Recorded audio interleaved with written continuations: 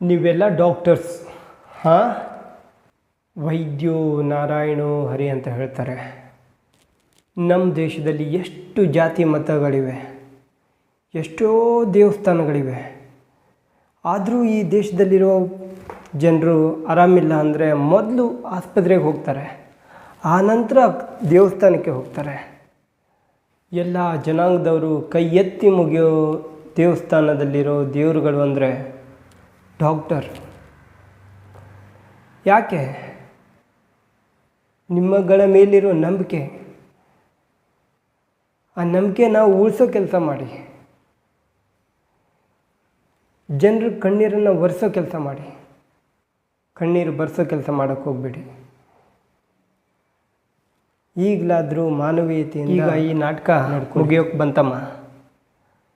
ಈಗ ಬರ್ತಾರೆ ಡಾಕ್ಟ್ರು, ಬಂದು ದುಃಖದಿಂದ ಹೇಳ್ತಾರೆ, patient is no more, we are very very sorry ಅಂತ ಹೇಳ್ತಾರೆ.